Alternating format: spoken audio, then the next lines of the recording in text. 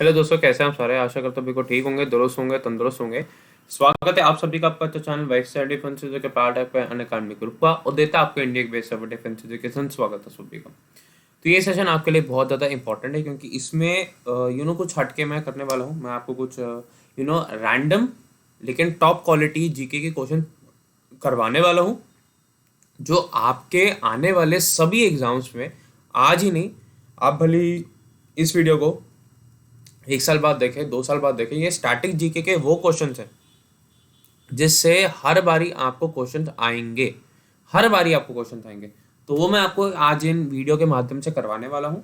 ठीक है, तो इसको ज़रूर देखें। प्लीज़ इस वीडियो को लाइक करें, शेयर करें और चैनल को ज़रूर ज़रूर सब्सक्राइब करें। लेकिन उससे पहले अगर आप अनअकैडमी पे कोई भी फ्री कंटेंट देखना चाहते हैं तो आपको पता है, अब आपको एक अनलॉक कोड यूज़ करना है। वो अनलॉक कोड आपको सारी स्पेशल क्लासेस, सारी क्विजेस, सारे मॉक, सारे मैराथन्स का एक्सेस देता है और आप ये सारी अनअकैडमी कैटेगरीज पे यूज़ कर सकते हैं। और वो कोड है आपके लिए क्या, प्रणव 10। प्रणव 10 वो आपका कोड है, आप इसको यूज़ कर सकते हैं। ठीक है।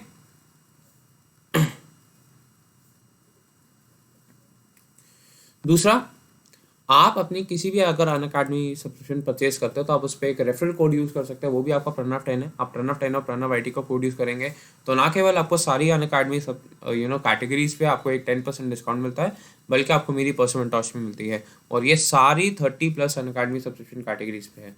उसके बाद अगर आप हिस्ट्री हो, जोग्राफी हो, पॉलिटी हो या आपका इकोनॉमिक्स हो, आप प्रणव 10 का कोड यूज़ कर सकते हैं।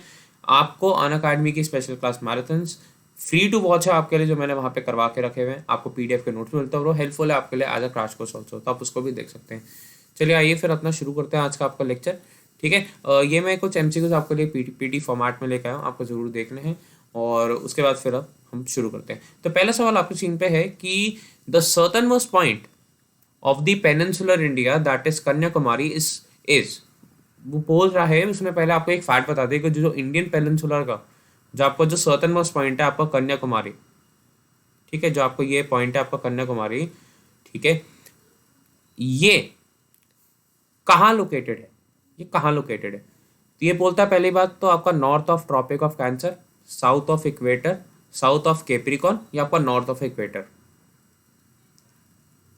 North of Tropic of Cancer, south of equator, south of Capricorn या नॉर्थ ऑफ इक्वेटर। ठीक है, ध्यान से देखेंगे, ध्यान से देखिए। ये आपकी अर्थ है। अगर मैं इसको ऐसे डिवाइड करूं तो ये दो हिस्सों में डिवाइड होती है। ये है आपका नॉर्थन हेमिस्फेयर और ये है आपका साउथर्न हेमिस्फेयर, और इसको हम क्या बोलते हैं, आपका इक्वेटर। यही अगर मैं एक लाइन ऐसे खींच दूं तो ये है आपका क्या, वेस्टर्न हेमिस्फेयर, और ये आपका क्या, ईस्टर्न हेमिस्फेयर, और ये भी आपकी 0 डिग्री लाइन है। ये भी आपकी 0 डिग्री लाइन होती है। यहाँ वो होता है आपका क्या, 0 डिग्री ईस्ट वेस्ट, और यहाँ वो होगा 0 डिग्री नॉर्थ साउथ। ठीक है, अर्थ हमारी हमें पता है कि दो हिस्सों में डिवाइडेड। ठीक है, जो इंडिया है हमारा पूरा वो इस हेमिस्फेयर में लोकेटेड है। और हमें ये भी पता है कि साउथ ऑफ इक्वेटर तो हो नहीं सकता। ठीक है, क्योंकि ये तो आपका साउथर्न हेमिस्फेयर हो जाएगा, तो यहाँ पे साउथ ऑफ इक्वेटर आंसर आपका गलत हो जाता है। साउथ ऑफ इक्वेटर हो नहीं सकता है, इंडिया आपका यहाँ पे है। दूसरा, north of Tropic of Cancer. अब देखो, ट्रॉपिक ऑफ कैंसर और आपका ट्रॉपिक ऑफ कैप्रिकॉन क्या है, 22.5 डिग्री नॉर्थ पे, 22.5 डिग्री नॉर्थ पे आपका ट्रॉपिक ऑफ कैंसर है, और आपका 22.5 डिग्री साउथ पे आपका ट्रॉपिक ऑफ कैप्रिकॉर्न है।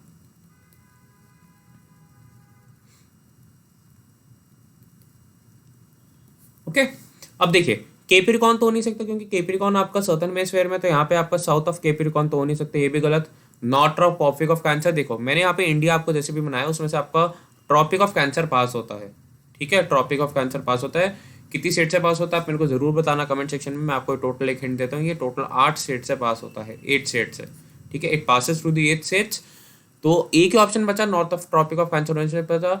एक ही ऑप्शन बचा आपका कि ये नॉर्थ ऑफ इक्वेटर, बिल्कुल ये 0 डिग्री है, और इक्वेटर से ऊपर की तरह जाओगे तो आपका नॉर्थ साउथ ईस्ट वेस्ट। आपको ये भी पता होना चाहिए, तो आपका नॉर्थ ऑफ इक्वेटर हो गया। आपको ये तो पता होगा ना कि ये आपका ऐसे होता है कि अगर मैं यहाँ खड़ा हूँ तो आपका नॉर्थ साउथ ईस्ट और ये वेस्ट हो गया। तो इसका आंसर क्या होगा आपका नॉर्थ ऑफ इक्वेटर। ये मैंने आपको पूरी टोटल जितनी इन्फॉर्मेशन दी थी मैंने आपको दे दी कि सर्टन मोस्ट पॉइंट इज आपका कन्याकुमारी, उससे आपका नॉर्थ ऑफ इक्वेटर है वो, ठीक है, नॉर्थ ऑफ इक्वेटर है। अगला अगर मैं एक चीज देखना चाहता हूँ, नहीं है, चलिए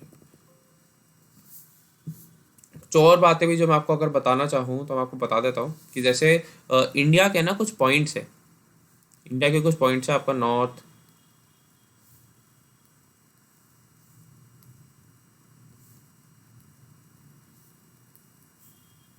नॉर्थ साउथ ईस्ट है। ये आपका क्या, इंदिरापोल, ये नॉर्थन मोस्ट पॉइंट है, आपका सियाचिन में है, सियाचिन में। ये आपका क्या, आपका कितिबू विलेज, कितिबू, ये आपका अरुणाचल में है।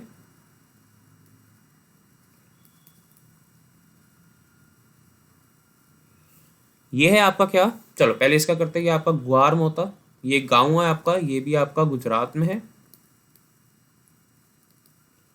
और इंडिया के सर्टन मोस्ट अगर हम मेन लैंड की बात करें, मतलब जो लैंड जहां पे खत्म होता है वो है आपका क्या, कन्याकुमारी। और अगर मैं ओवरऑल बात करूं तो इससे हल्का सा एक नीचे आता है जो आपका इंदिरा पॉइंट है, जो आपका 2006 की सुनामी में डूब गया था। ये है आपका क्या, this is the westernmost point India का, this is the easternmost point India का,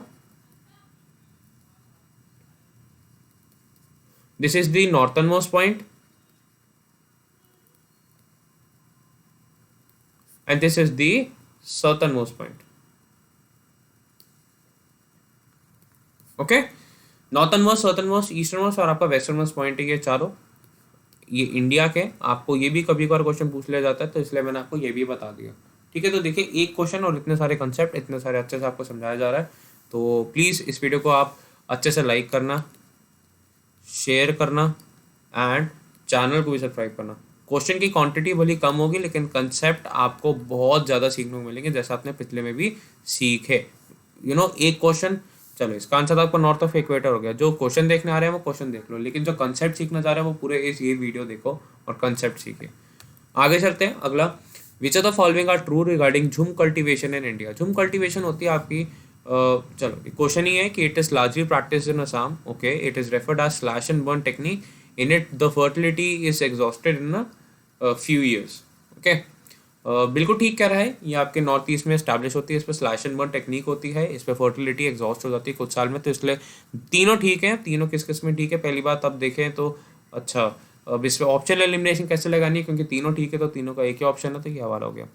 अगर मैं आपसे झुम कल्टीवेशन की बात करूँ तो झुम कल्टीवेशन एक्चुअली में होता क्या है, ये एक आपका पैच ऑफ लैंड हो गया, this is a patch of land, okay, this is a patch of land.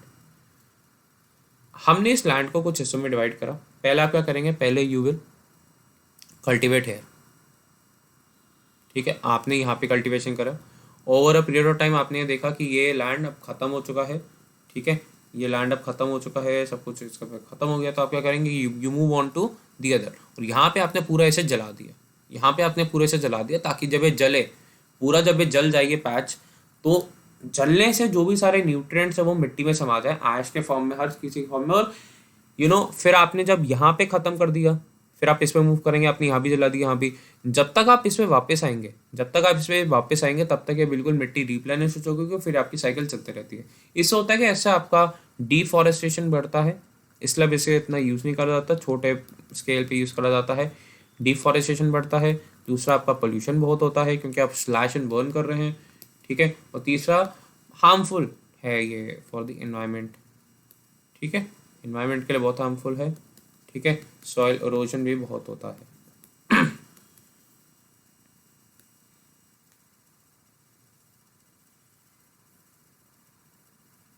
ठीक है, सॉइल इरोजन भी बहुत होता है। तो आपको ये ध्यान रखना है कि स्लैश एंड बर्न ये मेनली आपका असम के साथ साथ आपके इंडिया के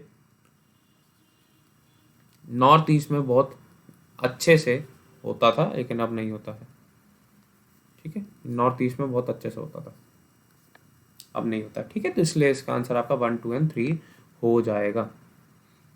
अगला सवाल, the Salal project is on which river. Salal एक आपका डैम प्रोजेक्ट है, एक आपका रिवर प्रोजेक्ट है। वो कौन सी आपकी नदी पे है? चेनाब, झेलम, रावी या सतलुज? बताइए। सिंपल सी बात है, ये आपकी चोनी जो ये चारों नदियां हैं, ये आपका इंडस रिवर सिस्टम का पार्ट है। तो पहले अगर मैं आपको इस क्वेश्चन का आंसर बताऊं तो आपका आंसर है आपका क्या? सिंपल सी बात है, इसका आंसर आपका चेनाब है। ये तो सबको ऑलमोस्ट पता ही होगा। मेन बात आती है आपसे कि हमें इंडस रिवर सिस्टम के बारे में पता होना चाहिए, राइट? तो मैं आपका पूरा तो नहीं, लेकिन खैर ऊपर ऊपर से बता देता हूँ कि इंडस रिवर सिस्टम है क्या। देखिए, इसमें टोटल आपकी इंडस और प्लस IJCRBS, ये इसके टोटल है। अब इसमें जे का मतलब है आपका क्या? झेलम। सी का मतलब है आपका चेनाब। आर का मतलब है आपका रावी। बी का मतलब है आपका क्या? बीज। और एस का मतलब है इसमें क्या? सतलज। इंडस जो नदी है, ये आपके तिब्बत से, मानसरोवर के पास से ये ओरिजिनेट होती है, ठीक है।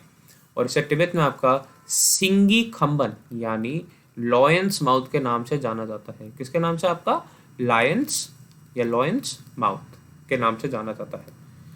IJCRBS, अगर मैं इसे ऐसे लिखूं, ठीक है, IJCRBS, तो एक आपकी 1960 में 1960 में आपका एक इंडस वाटर ट्रीटी हुआ था। एक आपकी इंडस वाटर ट्रीटी हुई थी।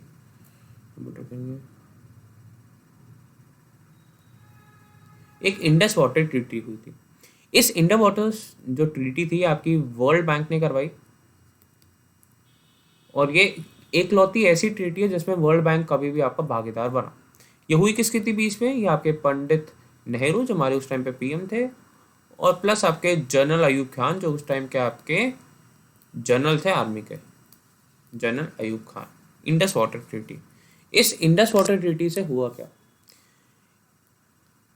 इंडिया के लिए ये जो आपकी ये वाली नदी है, अगर मैं मार्क करूं इसे, तो ये RBS यानी रावी, बीजो, सतलुज का कंट्रोल इंडिया के पास रहा, और इंडस, झेलम और चेनाब का कंट्रोल आपके पाकिस्तान के पास चला गया।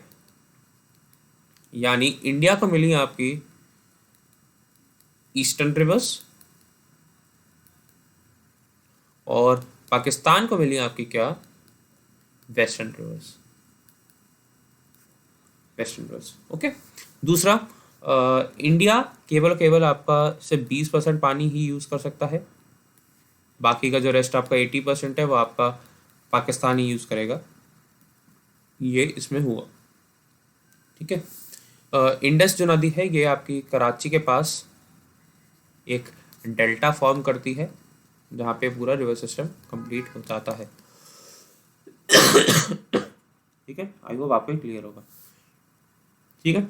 आगे चलते हैं अगले सवाल की ओर। और अगला सवाल है आपका ये: the Radcliffe line is the boundary between India and Pakistan, India and China, Indian Myanmar, या आपका India and Afghanistan. Radcliffe line किस किस के बीच में आपकी बाउंड्री है? इंडिया और Pakistan, India and China, Indian Myanmar, या आपका इंडिया एंड अफगानिस्तान। सबको पता होगा ये आपके सर रैटक्लिफ के नाम के ऊपर है। ये आपका इंडिया एंड पाकिस्तान इसका आंसर है। The answer is India and Pakistan. ये इंडिया एंड पाकिस्तान के बीच की बाउंड्री है। अब मैं कुछ आपकी फेमस और बाउंड्री की बात करूँ तो इंडिया और चाइना की जो बाउंड्री का नाम है वो है क्या आपका? क्या नाम है इसका? McMahon line. अगर मैं आपसे पाकिस्तान और अफगानिस्तान की बाउंड्री की बात करूं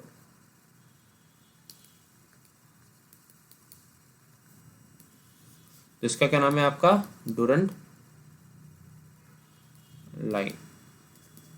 LAC भी इंडो एंड चाइना के बीच में है, और LOC इंडिया एंड पाकिस्तान के बीच में है। ये आपको ध्यान रखना है, ठीक है। अगला सवाल: the year dash is called as great divide in the demographic history of India. कौन से वर्ष को आपके भारत के इतिहास में the year of great divide कहा जाता है?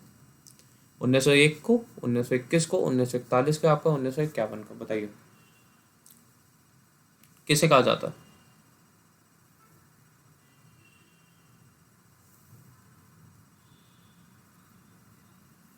यह आपके 1921 को कहा जाता है आपका। The year 1921 is called as the year of great divide, the year of great divide. इसमें है क्या, देखिए हुआ क्या था, हमारी पॉपुलेशन अक्सर बढ़ती है, लेकिन हुआ क्या इस साल कि 1911 से लेके 1921 के बीच में जितनी हमारी पॉपुलेशन थी, और जो 1901 से लेके 1911 तक जितनी हमारी पॉपुलेशन, मान यहाँ पे 100 थी तो यहाँ पे 99 होगी, यानी decrease in population, decrease in population. अब बहुत इसके रीजंस थे, वर्ल्ड वॉर 1 इसका रीज़न था, ठीक है, फेमाइन इसका रीज़न था, ड्राउट इसका रीज़न था, ठीक है, और उसके बाद आपका नॉन कोऑपरेशन मूवमेंट इसका रीज़न था, बहुत सारे इसके रीज़न थे, आपके जलियांवाला बाग मैसेकर भी कह सकते हो, बहुत सारे इसके रीज़न थे जिसकी वजह से इंडिया में आपके पहली बार हमने देखा किसी दशक में आपकी टोटल पॉपुलेशन पिछली पॉपुलेशन से कम है। आई थिंक 256 या 254 कुछ मिलियन थी पॉपुलेशन, जो कि घट के आपकी 252 या 252 पॉइंट समथिंग आपकी मिलियन पॉपुलेशन रह गई थी आपकी 1921 में। इसलिए 1921 को आपके ईयर ऑफ ग्रेट डिवाइड बोला जाता है, क्योंकि इसके बाद जो हमारी पॉपुलेशन बढ़ी वो फिर सबको पता है कैसी बढ़ी है, और अब तो चलो फिर भी थोड़ा लगता है कि कंट्रोल हो रहा है, फैमिली प्लानिंग है, तो अभी हमें को और काम करना, और आई होप इस पर काम करते रहेंगे। ओके, तो 1921 को हम कहते हैं year of great divide demographic history of India में, इस वजह से। ओके, ये भी आपको ध्यान रखना है। अगला, which of these were famous in the name of शेर पंजाब? शेर पंजाब के नाम से कौन फेमस था? राजगुरु, भगत सिंह, उधम सिंह, या आपका लाला लाजपत राय? बड़ा फेमस है ये कि ये लाला लाजपत राय जी को आपको शेर पंजाब बोला जाता था, शेर सिंह या शेर पंजाब, ठीक है। और कुछ अगर बात करें तो ये जो लाला लाजपत राय था, आपने सुना होगा, ये आपके लाल, बाल और पाल, जो हमने 3 नाम करते कि उनमें से जो तिगड़ी थी उनमें से एक थे। लाल का मतलब था आपका क्या? लाला लाजपत राय। बाल का मतलब था आपका बाल गंगाधर तिलक, जिन्हें टाइटल मिला था क्या आपका? लोकमान्य तिलक का, इन्हें लोकमान्य का टाइटल मिला था। और तीसरा था आपका क्या? पाल। पाल का मतलब था आपका क्या? बिपिन चंद्र पाल, बिपिन चंद्र पाल। ये तीनों मिलके बनते थे आपके क्या? लाला लाजपत राय। लाल, बाल और पाल, लाल, बाल और पाल, ये कांग्रेस के एक्सट्रीमिस्ट या आपके रेडिकल्स में थे एक थे ये कांग्रेस रेडिकल्स या एक्सट्रीमिस्ट में से एक थे। ये चाहते थे कि हम धरना करें, प्रोटेस्ट करें, और आपको पता होगा साइमन गो बैक, यानी 1928 में साइमन गो बैक के नारे लगाते हुए इनकी डेथ हो गई थी, लाला लाजपत राय जी की, ठीक है। तो लाल बाल की जो टिकड़ी थी वो आपकी कांग्रेस के एक्सट्रीमिस्ट फैक्शंस में से थी, और ये 1906 में जो आपका सूरत, आई थिंक नहीं सॉरी 1907 में जो आपका सूरत स्प्लिट हुआ कांग्रेस में, ये उसमें भी थे। ओके, ये उसमें भी थे, ये भी आपको ध्यान रखना है। अगला सवाल, when was the Muslim league established? Muslim league का आगाज कब हुआ? 1904, 1906, 1910 या 1915? यह आपकी ढाका में करी गई थी establish. It was establish in Dhaka, जो आज के टाइम पे आपका बांग्लादेश है, देन इंडिया, और इसके आगा खान जी ने करा था एस्टैब्लिश, आगा खान ने इसको एस्टैब्लिश करा था। मुस्लिम लीग की एस्टैब्लिशमेंट आपकी 1906 में हुई थी। मुस्लिम लीग फेमस इसलिए है कि 1916 में जो कि आपका लखनऊ पैक्ट हुआ, कहाँ पर हुआ था ये? आपके लखनऊ में। बिटवीन हुम? मुस्लिम लीग प्लस आईएनसी, जिसकी वजह से इंडियन नहीं आप होना चाहिए separate electorates for Muslims, separate electorates for Muslim, यानी जो मुस्लिम के लिए आपको सीटें रिजर्व होंगी जिनमें से सिर्फ मुस्लिम ही वोट कर सकते हैं, सिर्फ मुस्लिम से उस सीटों पर वोट कर सकते हैं, और वो सीटें भी आपकी सिर्फ मुस्लिम्स के लिए ही रिजर्व होंगी, मुस्लिम के लिए आपकी सेपरेट इलेक्टोरेट्स फॉर मुस्लिम। ये तो आपका वैसे तो ये 1909 के आपके, ठीक है, ये 1909 के आपके क्या मॉर्लेमेंटो रिफॉर्म, यानी इंडियन काउंसिल एक्ट ऑफ 1909 में ही आ गया था separate electorate for Muslim, happened the year 1909 only, ठीक है, जैसे हम आपका मॉर्लेमेंटो रिफॉर्म भी कहते हैं, इसे हम आपके मॉर्लेमेंटो रिफॉर्म भी कहते हैं, उसी में आ गया था, ठीक है, मुस्लिम लीग का ये पैक्ट किसके साथ, आपके इंडियन नेशनल कांग्रेस के साथ, आपके लखनऊ के सेशन में, जो कि पहले ही आपका सेपरेट इलेक्टोरेट्स फॉर मुस्लिम मान चुके थे। ये आया था वैसे आपको 1909 के इंडियन काउंसिल एक्ट ऑफ 1909 में था, जिससे हम आपके मॉर्लेमेंटो रिफॉर्म के नाम से भी जानते हैं। बहुत बच्चे कंफ्यूज होते हैं, तो मैं बता दूं कि 1919 के जो आपकी गवर्नमेंट ऑफ इंडिया एक्ट है, उसे हम आपका मॉन्टफोर्ट रिफॉर्म बोलते हैं, मॉन्टफोर्ड रिफॉर्म। लॉर्ड मॉन्टेगू जो कि उस टाइम पे आपके सेक्रेटरी ऑफ स्टेट थे, और आपके लॉर्ड कैम्सो जो कि उस टाइम पे आपके वॉइस रॉय थे, तो मॉन्टफोर्ट रिफॉर्म्स, ये आपको ध्यान रखना। क्लियर है, क्लियर ही होगा, आई होप क्लियर ही हो, ठीक है। कोई डाउट होगा तो आप वीडियो के नीचे कमेंट करना, मैं उसको जरूर टेकअप करूंगा नेक्स्ट क्लास में।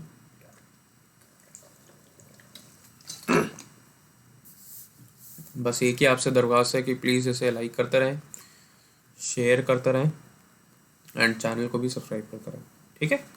लाइक शेयर एंड सब्सक्राइब बनाए रखिए ताकि हमारे को भी मोटिवेशन मिलता रहे काम करने की। अगला सवाल, what movement is a relationship और डू और डाई। डू और डाई कौन से आपकी आपकी कोई मूवमेंट हुई होगी जिसमें आया। अब मैं बता दूंगा तो आपको समझ में आ जाएगा कि डांडी मार्च, अशोक, कैलिफैट या आपको क्विट इंडिया। ये आपके क्विट इंडिया मूवमेंट में बोला गया था। डू और डाई का नारा किसके द्वारा दिया गया था, आपके गांधी जी के द्वारा, गांधी जी के द्वारा दिया गया था क्विट इंडिया मूवमेंट, जो कि आपके 1942 में, अगस्त 1942 में शुरू हुई थी। कहाँ से, आपके ग्वालियर टैंक बॉम्बे से शुरू हुई थी क्विट इंडिया मूवमेंट। क्या आपको क्विट करना, उसी में के धरना दिया, यानी एक आपका स्लोगन दिया किसने, आपके गांधी जी ने, डू और डाई का। गांधी जी के बारे में अगर मैं बात करूँ तो इनका जन्म आपका पोरबंदर में 1969 में हुआ था, 1869 में, और ये 9 जनवरी 1915 में इंडिया वापस आए थे। उसी दिन हम क्या बनाते हैं, आपका प्रवासी भारत दिवस बनाते हैं, इन्हीं के उसमें। इन्हें कैसरे हिंद का भी खिताब दिया गया था ब्रिटिशर्स द्वारा, क्योंकि इनको, इनकी ही वजह से आपके वर्ल्ड वॉर 1 में इंडियन से साथ दिया था। लेकिन जब 1919 में आपका जलियांवाला बाग मैसेकर होता है, तो ये अपना कैसरे हिंद वापस कर देते हैं। इन्होंने अपना कैसरे हिंद वापस कर दिया था। ही रिटर्न इज कैसरे हिंद टाइटल। कौन को, आपके ब्रिटिशर्स को। किसने, आपके गांधी जी ने। ओके, उसके साथ साथ, इनके साथ साथ आपके रविंद्रनाथ टैगोर जी ने भी अपना नाइटहुड भी वापस करा था। किसने, आपके टैगोर जी ने। ओके, अगला सवाल। अच्छा, ये तो फिर से आपका रिपीट हो गया, और गांधी जी के बारे में एक और चीज़ कि जो पूना पैक्ट हुआ था आपका, ये किस किस के बीच में हुआ था, आपके 1932 में आपके गांधी जी एंड अंबेडकर जी के बीच में हुआ था। ठीक है, क्या हुआ था, क्यों नहीं हुआ था, वो आगे अगर क्वेश्चन आएगा पढ़ेंगे, वरना किसी कभी और पढ़ लेंगे। लेकिन ये इंपॉर्टेंट है कि पूना पैक्ट कब हुआ था, 1932 में। अगला, who was a leader of the Bardoli Satyagraha. Bardoli Satyagraha के लीडर कौन थे, डॉक्टर राजेंद्र प्रसाद, पंडित जवाहरलाल नेहरू, सरदार वल्लभ भाई पटेल, और या आपका आचार्य JB कृपलानी। कौन थे आपके बरदौली सत्याग्रह के लीडर, बरदौली सत्याग्रह के लीडर कौन थे। डॉक्टर राजेंद्र प्रसाद, पंडित जवाहरलाल नेहरू, आपका सरदार वल्लभ भाई पटेल, आपका आचार्य JB कृपलानी। कौन थे? ये थे आपके सरदार वल्लभ भाई पटेल, बरदौली का सत्याग्रह। और इसी बरदौली के सत्याग्रह में women of Bardoli gave him the title of Sardar. Gave him the title of Sardar. Statue of unity इन्हीं के नाम पे बनाना, ये भी आपका ध्यान रखना। स्टैच्यू ऑफ यूनिटी इन्हीं के नाम पे बना है, प्लीज रिमेंबर दिस। ओके, अगला सवाल, who among the following can remove the governor of a state from office? इनमें से कौन आपका एक गवर्नर, जो एक राज्य का गवर्नर, उसे हटा सकता है? लेजिस्लेटिव असेंबली, पार्लियामेंट, प्रेसिडेंट या आपको supreme court? Who appoints, appoints कौन करता है, अपॉइंट कौन करता है? ये आपके प्रेसिडेंट साहब करते हैं। हु कैन रिमूव, रिमूवल कौन करता है आपका? ये भी प्रेसिडेंट साहब ही करते हैं। Is removed by the president only. कौन? आपके governor of a state. Governor of a state is removed by the president of India only, president of India.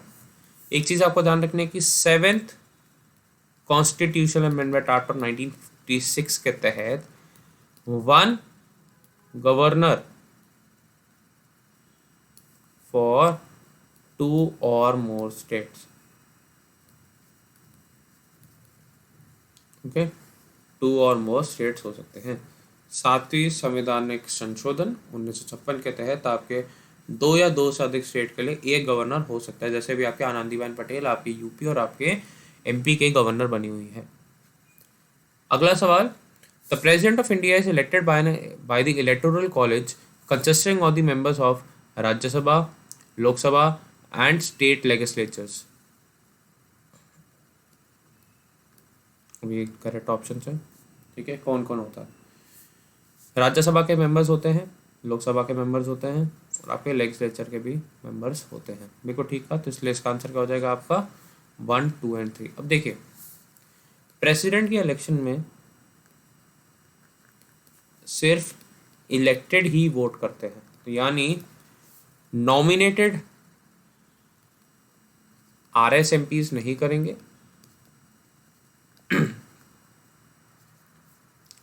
Nominated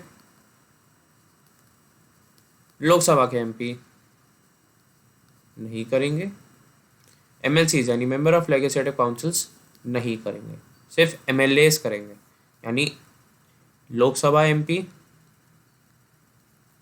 Rajya Sabha MP और आपका MLA।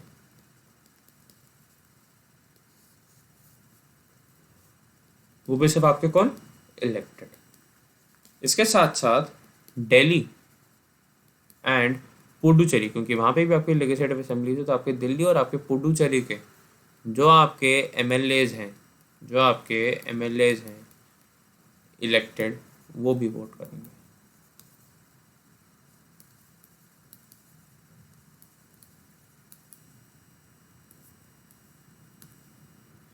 ओके,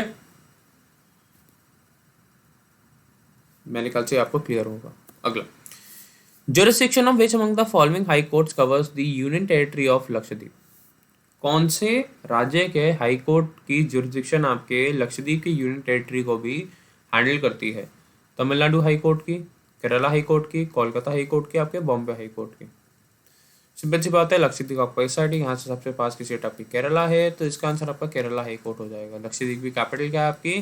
कावारती। यहाँ पे भी आपका ऑप्टिकल फाइबर केबल से आ रहा है, और इसका लार्जेस्ट आइलैंड क्या है आपका? एंट्रॉट। जैसे कि मैं बात करूँ आपसे, तो जो आपको कोलकाता हाई कोर्ट है, ये आपके Andaman and Nicobar island, Andaman and Nicobar island को देखता है। अंडमान एंड निकोबार आइलैंड को कौन? आपका Kolkata high court. Bombay high court आपका Daman and Diu and Dadra and Nagar Haveli का देखता है। Daman and Diu and Dadra and Nagar Haveli का ये देखता है, ठीक है। आई थिंक तमिलनाडु आपका शायद से पौंडीचेरी का देखता है, या आप एक बार चेक कर लेना, मैं इस पर श्योर नहीं हूँ। ठीक है, इसमें आप एक बार चेक कर लेना। ठीक है, चलिए आगे। Member of a state public service commission can be removed can be appointed and removed respectively by governor governor governor president president governor या आपका प्रेसिडेंट एंड प्रेसिडेंट। बताइए, एक अच्छा क्वेश्चन है, थोड़ा आपको दिमाग लगाने पे मजबूर करेगा क्योंकि ये क्वेश्चन अच्छा है। तो इसका आंसर है आपका गवर्नर एंड प्रेसिडेंट। आपके स्टेट पब्लिक सर्विस कमीशन का जो एक ऑफिसर है उसको अपॉइंट करता है आपका एक गवर्नर, और उसका रिमूव करता है कौन? आपका प्रेसिडेंट, आपका प्रेसिडेंट। ठीक है, गवर्नर को रिमूव करता है आपका कौन? प्रेसिडेंट, और अपॉइंट करता है आपका गवर्नर।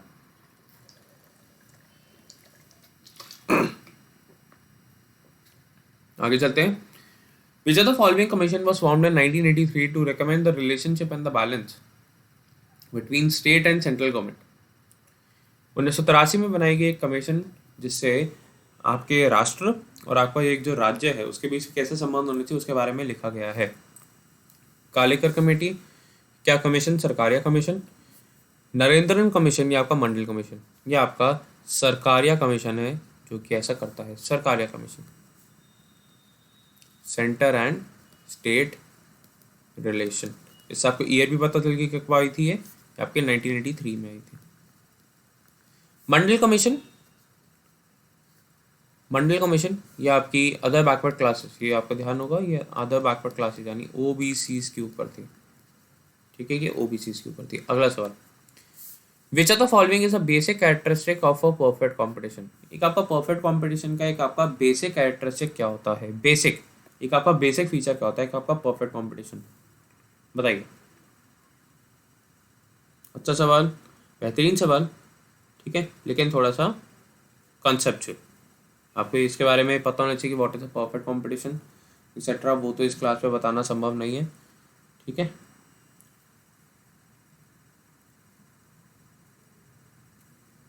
ओके।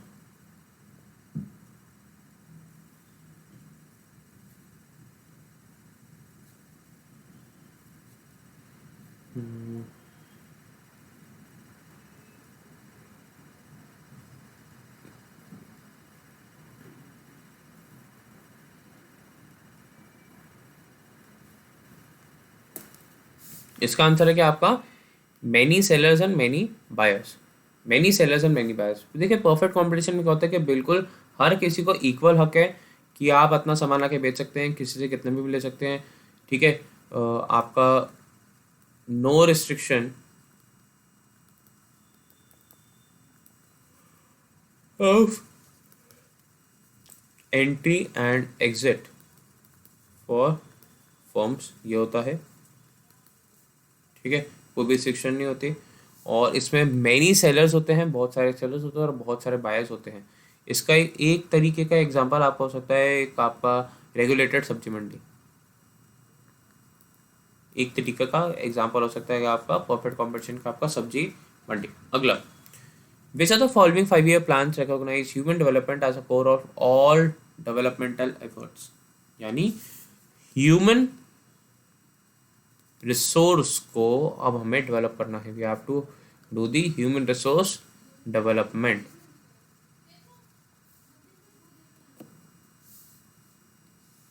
एक कौन सा प्लान रहता? 8 5-year plan, 7 5-year plan, 5th 5-year plan या आपका 3rd 5-year प्लान? बताइए।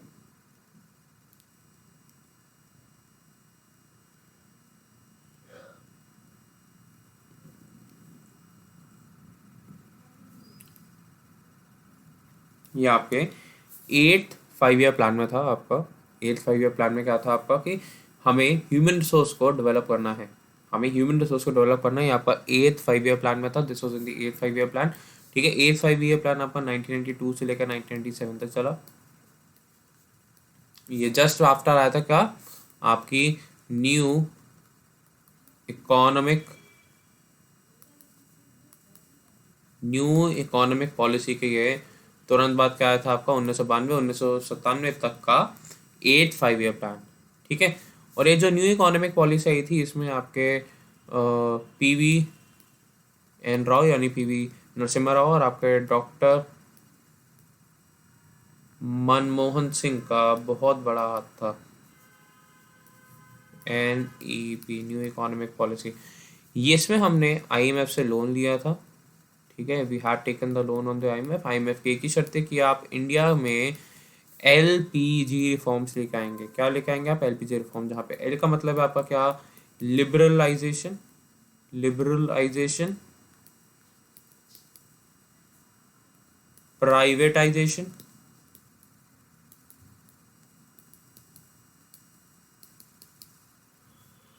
और आपका ग्लोबलाइजेशन, आपका ग्लोबलाइजेशन, लिबरलाइजेशन, प्राइवेटाइजेशन और आपका globalisation. LPG reforms, LPG reforms, ठीक है। LPG रिफॉर्म्स आए थे। लिबरलाइजेशन यानी आप लाइसेंसिंग खत्म करेंगे, आप लाइसेंस जो आपका सिस्टम था आप उसे खत्म करेंगे। प्राइवेटाइजेशन आप यानी प्राइवेट सेक्टर को अलाउ करेंगे, ठीक है। और ग्लोबलाइजेशन का मतलब आप इंटीग्रेशन करेंगे, आप इंटीग्रेट करेंगे कैसे? Indian market with the world.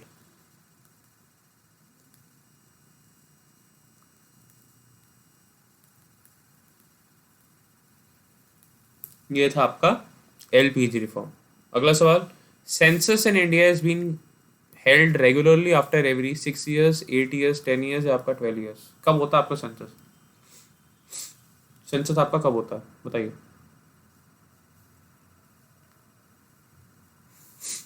Census आपका हर 10 साल में होता है, हर 10 साल में।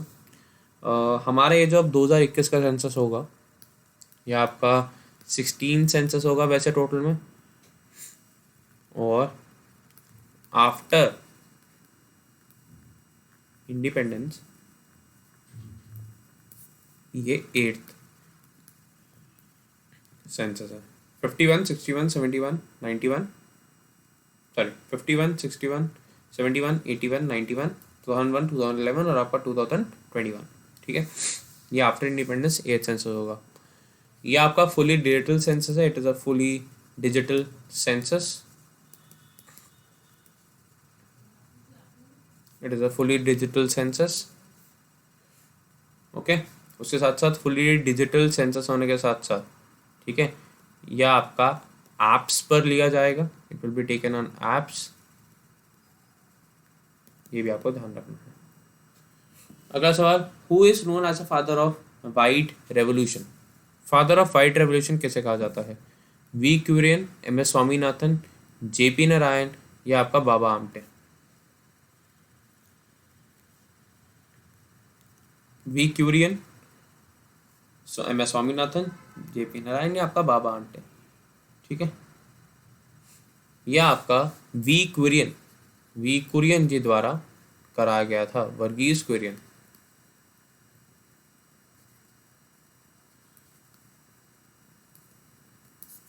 यह आपका अमूल के संस्थापक हैं, अमूल के संस्थापक हैं ये, ठीक है। और अमूल का मतलब है आपका आनंद मिल्क यूनियन लिमिटेड। ये वर्ल्ड का one of the largest dairy product base आपका कोऑपरेटिव है। MS स्वामीनाथन को आपका father of green revolution in India कहा जाता है, ओके। बहुत सारे रेवोल्यूशन होते हैं। वाइट का मतलब आपका क्या होता है? मिल्क, वैसे ही ग्रीन का मतलब क्या होता है आपका? एग्रीकल्चर, आपका ध्यान रखना है। अगला सवाल, with which aspect of commerce are bulls and bears terms associated? Bulls and bears term कौन से कॉमर्स के एस्पेक्ट के साथ एसोसिएटेड है बताइए? Foreign trade, stock exchange market, banking या आपके इंटरेस्ट ऑफ फाइनेंस, बताइए कौन सा एस्पेक्ट के साथ आपका ये क्रिएटेड है?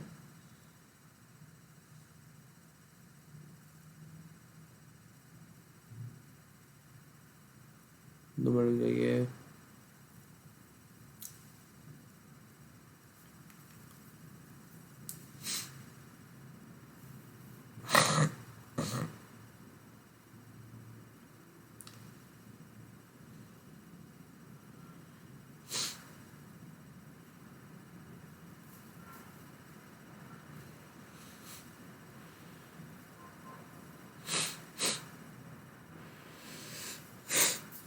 ये आपका स्टॉक एक्सचेंज मार्केट, यानी स्टॉक एक्सचेंज मार्केट से बुल का मतलब होता है कि आपके स्टॉक प्राइसेस में इंक्रीज हो रहा है, और बियर का मतलब होता है आपका क्या, कि स्टॉक मार्केट प्राइसेस डिक्रीज हो रहे हैं। अब तो उसने सबने स्कैम 1992 देख ही लिया होगा, अभी तक कोई ऐसा बचा नहीं होगा। तो हर्षद मेहता स्कैम में भी एक स्कीम है, एक सीन है इसमें बन जाता है कि बुल का मतलब क्या होता है कि बुल अपने सींग से मारती है तो आगे की तरफ निकलते हो, बियर जब आपका पंजा मारता है तो ऐसे मारता है, वो नीचे की तरफ खींचता है। तो आपका ये स्टॉक एक्सचेंज मार्केट से रिलेटेड है। और इंडिया का जो स्टॉक एक्सचेंज रेगुलेटर है वो कौन है आपका, सेबी, यानी stock exchange board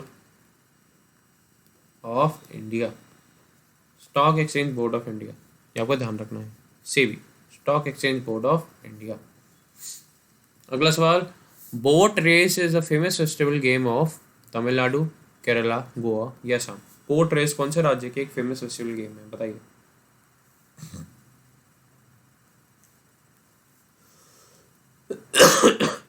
boat race कौन से राज्य के आपकी एक फेमस फेस्टिवल गेम है।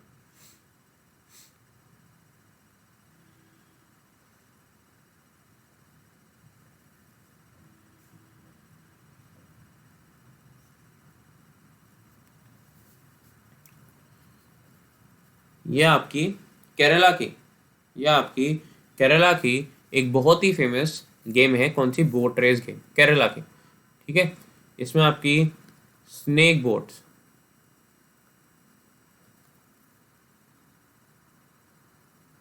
इसमें आपकी स्नेक बोट्स यूज होती हैं। ठीक है, तो बोट रेस, और ये आपकी ओनम फेस्टिवल पे करवाई जाती है, ओनम फेस्टिवल पे करवाई जाती है ये बोट रेसेस। अगला सवाल, Oval stadium in England is associated with. Oval stadium India मतलब इंग्लैंड में कौन से खेल से संबंधित है, पोलो, क्रिकेट, हॉकी या फुटबॉल। या आपके क्रिकेट के खेल से संबंधित है। अगर मैं और कुछ इंग्लैंड के इसकी बात करूँ तो एक आपका लॉर्ड्स है, ओवल तो हमने देख ही लिया। ठीक है, उसके बाद आपका ओल्ड ट्रैफर्ड, ठीक है, ट्रेंट ब्रिज, ठीक है, फिर आपका एक कार्डिफ, ठीक है, एक आपका सोफिया ओवल, नहीं सॉरी क्या नाम है इसका, सोफिया गार्डन्स।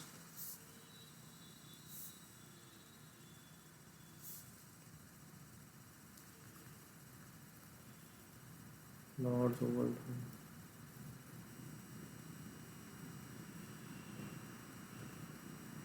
यही है सारे। तो ये जो आपके हैं ये सारे आपके क्रिकेट के खेल से संबंधित हैं, और ये आपके इंग्लैंड में हैं। कुछ और देशों की बात करो तो लाइक आपका एमसीजी, ठीक है, एससीजी यानी सिडनी क्रिकेट ग्राउंड, एडिलेड, ठीक है, ऑप्टस स्टेडियम, पर्थ, गाबा या गेबा, ठीक है, फिर आपका मनुका ओवल, ये सारे आपके ऑस्ट्रेलिया में हैं, और ये भी आपके क्रिकेट से संबंधित हैं।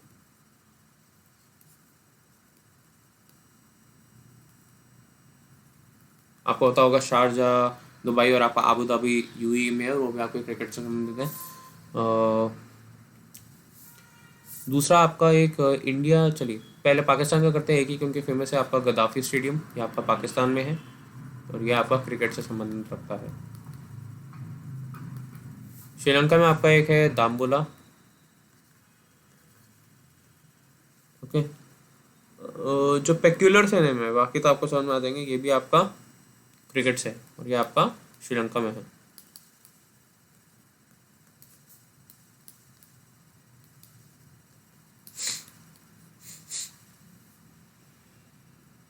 ओके, ये आपको ध्यान रखना है। इंडिया में तो बहुत सारे हैं, एकाना, चिन्ना स्वामी, फिर आपका पीस, आपका M A Chidambaram stadium, Eden Garden से, ये इंडिया के हैं, लेकिन बाहर के आपको याद होता है, आजकल पूछा जाता है इसलिए मैं आपको बता रहा हूँ। ठीक है, तो आपको बताना चाहिए कि ओवल स्टेडियम है जो इंग्लैंड में है वो आपका क्रिकेट से संबंधित है। ठीक है, Lord's Oval, Old Trafford, Trent Bridge, Cardiff आपका सोफिया गार्डन से England, MCG, SCG, Adelaide, Optus, Perth, Gabba, Manuka आपका ऑस्ट्रेलिया, गद्दाफी आपका पाकिस्तान में लाहौर, आपका दमन, और फिर आपका दाम्बोला में आपका श्रीलंका। अगला, Subroto cup is associated with, Subroto cup कौन से खेल से संबंध रखता है? क्रिकेट, फुटबॉल, चेस या गोल्फ? बताइए। सुब्रतो कप आपके कौन से स्पोर्ट से संबंध रखता है, कौन से खेल से संबंध रखता है आपका सुब्रतो कप? बताइए। कौन से खेल से संबंध रखता है आपका सुब्रतो कप? बताइए मेरे को जल्दी से। ये आपका फुटबॉल से रखता है, फुटबॉल से रखता है आपका संबंध सुब्रतो कप के साथ साथ। आप कुछ और नाम याद रख लीजिए आपके। संतोष ट्रॉफी, ठीक है, यूएफा चैंपियंस लीग,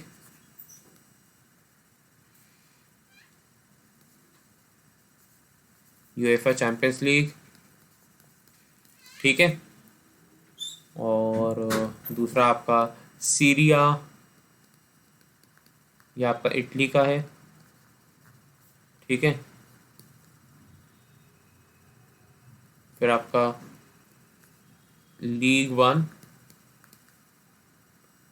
ये आपका किसका है? फ्रांस का, फ्रांस की लीग है ये। आईएसएल, इंडियन सुपर लीग, ये आपका इंडिया का है। ला लीगा, सॉरी ईपीएल आपका इंग्लैंड,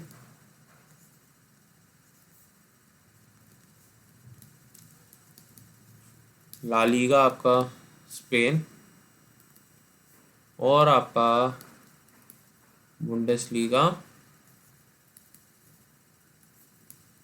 आपका कहाँ का है? ये जर्मनी का। ये कुछ आपको ऐसे नाम याद रखने हैं जो अक्सर पूछे जाते हैं, मैं इसलिए इन्हें बता रहा हूँ, ठीक है। मैं इसलिए आपको ये बता रहा हूँ, अक्सर पूछे जाते हैं कि ये लीग कहाँ की है, कौन से देश की, आपको ये याद रखना है, ओके। अगला, Ranji trophy is associated with sport. Ranji trophy कौन से खेल से संबंध रखती है? बताइए, ठीक है, बताइए कौन से खेल से संबंध रखती है? हॉकी, क्रिकेट, टेनिस या फुटबॉल? हॉकी, क्रिकेट, टेनिस या फुटबॉल, कौन से खेल से संबंध रखती है आपकी रणजी ट्रॉफी? ये आपके क्रिकेट से रखती है रणजी ट्रॉफी। रणजी ट्रॉफी आपके क्रिकेट से रखती है। आपका ये टेस्ट की तरह 4 डेज का होता है। रणजी ट्रॉफी के साथ आप और नाम याद रखेंगे, लाइक आपका ईरानी ट्रॉफी, दुलीप ट्रॉफी, ठीक है, Vijay Hazare trophy, Veenu मानकड़ trophy,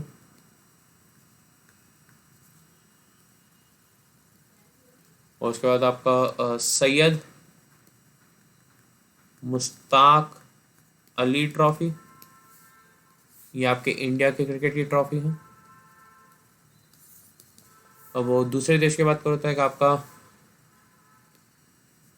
Sheffield shield, ये आपकी ऑस्ट्रेलिया की है, ठीक है। और हाँ इतना ही होता है आपका दूसरा। अब अगर मैं T20 जो आजकल चल रहे हैं उसकी बात करूँ तो आईपीएल सबको पता है इंडिया का, ठीक है, बिग बैश, ठीक है, आपका ऑस्ट्रेलिया का, ठीक है, एलपीएल लंकन प्रीमियर लीग आपका श्रीलंका का, बीपीएल बांग्लादेश प्रीमियर लीग आपका बांग्लादेश का, और ये बिग बैश लीग को हम आपका बीबीएल भी कहते हैं। क्या कहते हैं? हम इसे बीबीएल भी कहते हैं, ठीक है। T20 blast, this is England, और उसके बाद आपका T20 smash New Zealand, PSL Pakistan, और आजकल एक D100 करके एक जो इंग्लैंड है उसने नया लॉन्च करा है, जैसे 100 बॉलें होंगी, ये आपका इंग्लैंड का है D100, ये भी आपको ध्यान रखना है। D100 किसका है? आपका इंग्लैंड का है, ठीक है, ये आपको ध्यान रखना है, ओके। अगला सवाल, what is the middle name of the world class batsman Sachin Tendulkar? Sachin Tendulkar का मिडिल नेम क्या है? What is the middle name of batsman Sachin Tendulkar? Sachin Tendulkar का मिडिल नेम क्या है? रोहन, रमेश, राहुल या रवि? रोहन, रमेश, राहुल या रवि, उनका मिडिल नेम क्या है आपका लेजेंडरी बैट्समैन सचिन तेंदुलकर का? सबको पता है आपका सचिन रमेश तेंदुलकर, इसमें कुछ बताने की जरूरत नहीं है, याद। अगला, from which country the concept of fundamental duties in the Indian constitution is taken? कौन से देश से हमने फंडामेंटल ड्यूटी का कंसेप्ट लिया है अपने भारतीय संविधान के लिए? बताइए। यूएसए, रशिया, साउथ अफ्रीका या Canada? USA, Russia, south Africa या कनाडा, कौन से देश से हमने फंडामेंटल ड्यूटीज का कंसेप्ट लिया है?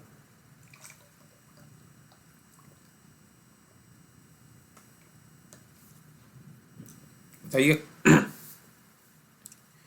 यूएसए, रशिया, साउथ अफ्रीका या कनाडा? ये हमने रशिया से कंसेप्ट लिया है आपने फंडामेंटल ड्यूटीज का। फंडामेंटल ड्यूटीज का कंसेप्ट हमने आपके रशिया से लिया है। मैं कुछ और आपसे बात करूँ तो हमने fundamental right, preamble, fundamental duty, DPSP USA से लिया है, ये भी यूएसए से लिया है, यूएसएसआर जो आज के टाइम पे आपका रशिया है। डीपीएसपी हमने कहाँ से लिया? आयरलैंड से, we have taken it from Ireland, ठीक है। और एक और आपका ध्यान रखना है आपका इमरजेंसी। इमरजेंसी हमने जर्मनी से लिया है, इसके वेमर कॉन्स्टिट्यूशन से, वेमर कॉन्स्टिट्यूशन से। ओके, अगला, white blood cells act as a defense against infection, as a source of energy for clotting blood, as a medium for oxygen transport from lung to tissue. White blood cells किसकी तरह act करते हैं? As a defense against infection, as a source of energy for clotting blood, as a medium for oxygen transport from lung to tissues. ये as a defense against infection की तरह काम करते हैं. They act like as the soldiers of the human body. They are like the soldiers of the human body. ये आपको ध्यान रखना है. They are like the soldiers of the human body. ये आपको ध्यान रखना है. अगला सवाल, market which have two firms are known as market, ऐसी मार्केट जिसमें आपके केवल दो फर्म्स हो, यानी सिंपल ऐसे रख लो, दो सेलर्स हो, तो उसे क्या कहते हैं? ओलिगोपोली, डुओपोली, मोनोपोली, आपका परफेक्ट कॉम्पिटिशन। डुओ का मतलब टू होता है, तो इसलिए इसका आंसर आपका डुओपोली हो जाएगा। मोनोपोली का मतलब क्या होता है आपका? One seller. कौन होती है आपकी? मोनोपोली।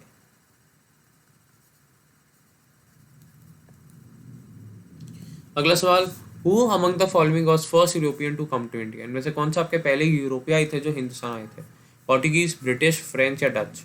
ऑफकोर्स ही बात है, इसका आंसर आपका पोर्टुगीज है, क्योंकि 1498 में इन्हीं के पूर्वज आपके वास्को डी गामा आपके हिंदुस्तान आए।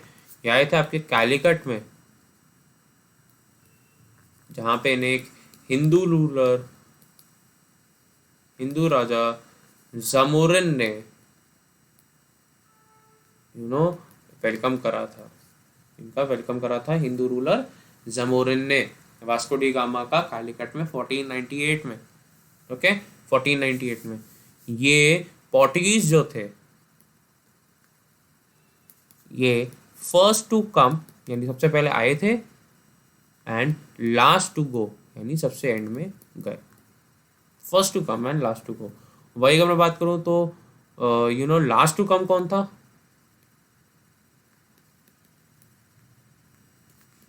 फ्रेंच। और फर्स्ट टू गो कौन था आपका? डैनिश यानी डेनमार्क।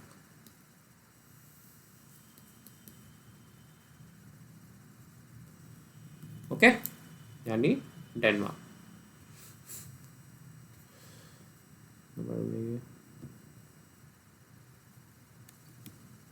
अगला सवाल, the Indian National Congress was founded by A O Hume, Bal Gangadhar Tilak, Motilal Nehru आपका या सुरेंद्र नाथ बनर्जी?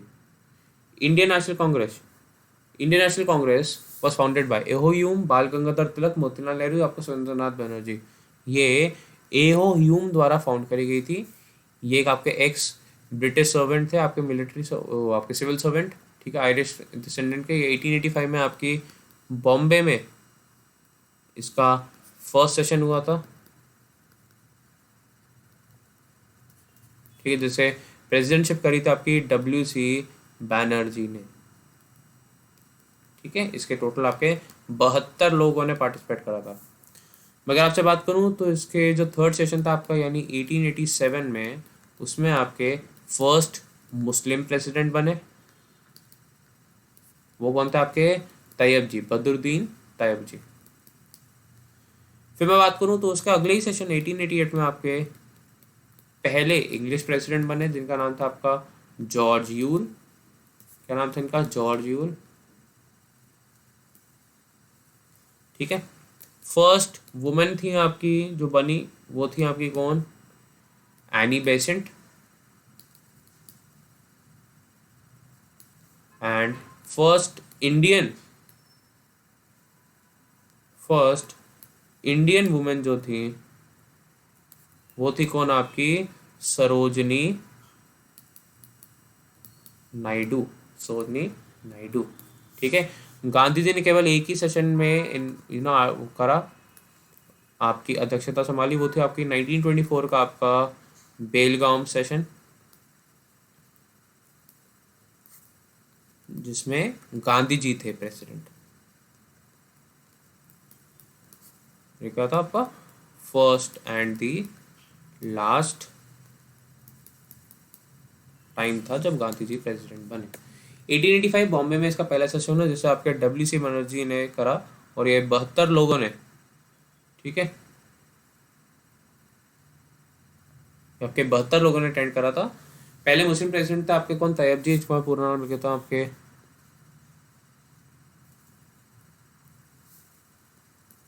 बदरुद्दीन तैयब जी। पहले इंग्लिश से आपके जॉर्ज यूल, पहली वुमेन थे आपके एनी बेसेंट, पहली भारतीय महिला थी आपकी सरोजिनी नायडू। 1924 में आपके बेलगाम के सेशन में आपके गांधी जी का ये इकलौता सेशन जिसमें उन्होंने first and the last time अध्यक्षता संभाली, 1924 के बेलगाम के सेशन में। ओके, तो ये आपको ध्यान रखना है। तो यहीं पे खत्म होते हैं हमारे आज के सारे सवाल। एक बार इन्हें जल्दी से रिवाइज कर लेते हैं। ठीक है। पहला क्वेश्चन था द सतरमोस्ट पॉइंट हमारे इंडिया का जो कन्याकुमारी है वो कहाँ पे आपको? ये तो मैंने जैसे सुना आपको, it is in the north of equator. Which are the following are true regarding jhum cultivation in India? मैंने पहले बताया कि असम यानी पूरे नॉर्थ ईस्ट में प्रैक्टिस होती है, इसे हम आपका स्लैश एंड बर्न टेक्निक भी कहते हैं, और इसमें फर्टिलिटी कुछ सालों में एग्जॉस्ट हो जाती है सॉइल के। हमने देखा, हम बिल्कुल ठीक है। अगला फिर हमने देखा कि सरल प्रोजेक्ट कौन सी नदी पे, हमने देखा चुनाव, और उसके साथ साथ और भी जो सारी इन्फॉर्मेशन थी वो भी देखी। फिर हमने देखा जो रैटक्लिफ लाइन है वो किसके देश के बीच में? आपके इंडिया और पाकिस्तान के बीच में है। हमने ये भी देखा कि और कौन सी लाइन है, तो आपको ये ध्यान रखना है। अगला फिर हमने देखा दी ईयर ऑफ ग्रेट डिवाइड किसे कहते हैं? आपके 1921 को कहते हैं। क्यों कहते हैं हमने ये भी देखा।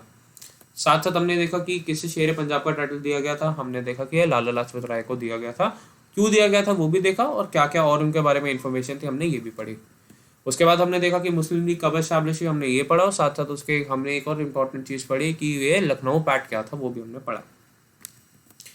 दांडी मूवमेंट, सॉरी डू और डाई, या क्या नहीं आपका करो या मरो की जो आपकी कॉल थी वो कब थी? हमने देखा कि क्विट इंडिया मूवमेंट के दौरान थी। गांधी जी के बारे में कुछ हमने और भी फैक्ट्स पढ़े, और ये तो चलो हो गया। हमने एक पूना पैक्ट के बारे में पढ़ा। फिर हमने पढ़ा कि बरदोली सत्याग्रह किसके लिए फेमस था, या इसका लीडर कौन था। हमने पूरा पढ़ा कि उन्हें टाइटल दिया गया था आपको सरदार का, आपको सरदार वल्लभ भाई पटेल जी को। अगला पोंग द फॉलोइंग, हमने पढ़ा कि गवर्नर ऑफ स्टेट कैसे रिमूव हो सकता है। हमने देखा कि अपॉइंट भी और रिमूवल भी दोनों आपके राष्ट्रपति ही करते हैं। फिर हमने देखा कि जो भारत के प्रेसिडेंट है उनके इलेक्शन में कौन कौन वोट कर सकता है और कौन नहीं कर सकता। फिर हमने देखा कि आपके लक्षद्वीप में कौन से हाई कोर्ट की डिसीजन होगी। हमने देखा कि केरला के, बाकी जो हाई कोर्ट्स में कौन कहाँ पे यूटी में करता है वो भी हमने देखा।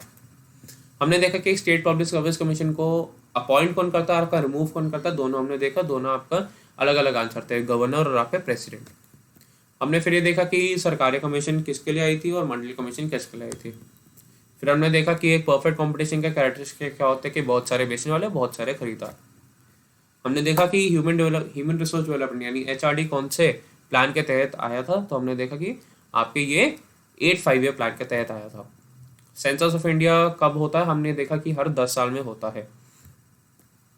किससे हम फादर ऑफ व्हाइट रेवोल्यूशन कहते हैं? आपके वर्गीज कुरियन को कहते हैं। ठीक है। और हमने देखा कि आपके स्वामीनाथन जी को क्या कहते हैं। हमने देखा कि बुल्स एंड बियर कौन सी स्टॉक मार्केट से है एसोसिएटेड। हमने देखा कि ये मतलब आपके स्टॉक मार्केट से एसोसिएटेड, हमने ये देखा। अगला बोट रेस कहाँ बनाई जाती है? हमने देखा कि ये ओणम के फेस्टिवल पर बनाई जाती है। फिर हमने देखा कि ओवल स्टेडियम किस खेल से संबंधित है, और हमने कुछ और स्टेडियम्स के नाम देखे जो आपको पता होने चाहिए। हमने देखा कि सुब्रतो कप कौन से स्पोर्ट्स से संबंधित है। हमने देखा कि अच्छा सुब्रतो कप के साथ साथ और कौन से स्पोर्ट्स के कप है फुटबॉल के जो आपको पता होना चाहिए कंट्रीज के हिसाब से। रणजी ट्रॉफी किस खेल से संबंधित हमने देखा, फिर और कुछ ट्रॉफीज हमने ये देखी, और साथ साथ हमने और देशों की कौन कौन सी फेमस ट्रॉफीज हमने ये भी देखी। अगला फिर हमने देखा कि वर्ल्ड क्लास सचिन जो आपके सचिन सर का मिडिल नेम क्या है, तो हमने देखा सचिन रमेश तेंदुलकर। हमने देखा कि फंडामेंटल ड्यूटी हमने कौन सी देश से ली, उसके साथ साथ हमने और भी कुछ आपके इंपॉर्टेंट फैक्ट्स देखे। फिर हमने देखा कि वाइट ब्लड सेल्स कैसे होते हैं, क्या ऐड करता है, हमने देखा कि ये सोल्जर्स की तरह ऐड करता है ऑफ द ह्यूमन बॉडी। हमने देखा कि जब दो सेलर्स यानी दो आपकी बेचने वाले हैं तो उस मार्केट में क्या कहता है, हमने देखा कि ये डुओपोली होती है। और अगला कि पहली यूरोपियन जो इंडिया में आई थी वो कौन था, हमने देखा कि ये पोर्टुगीज है। और फिर हमने देखा कि इंडियन नेशनल कांग्रेस के द्वारा फाउंड करी गई थी, हमने देखा कि ये एहो ह्यूम द्वारा फाउंड करी गई थी 1885 में। और यहीं पे हमारा आज का जो क्वेश्चन का सिलसिला था ये खत्म होता है। आई होप आपको बहुत मजा आया होगा ये सेशन में। कल भी आपके लिए एक और ऐसे ही बेहतरीन मैं सेशन लेके आऊँगा with more interesting and more important आपके लिए कुछ आपको मैं वो दूंगा क्वेश्चंस। ठीक है, आप अगर कोई भी कंटेंट अनलॉक करना चाहते हैं तो आप यूज़ कर सकते हैं कोड मेरा, और कोड है क्या आपका, वो प्रणव10। आप प्रणव10 का कोड यूज़ कर सकते हैं to unlock the free content and plus to get personal mentorship also. और आपकी कोई भी पेड अनअकैडमी सब्सक्रिप्शन पर आपको 10% डिस्काउंट मिलेगा। Please like this video, please share this video and please subscribe to the channel. Okay, तो bye guys, take care, मिलते हैं आपसे अब कल, तब तक के लिए bye, take care, all the best and जय हिंद।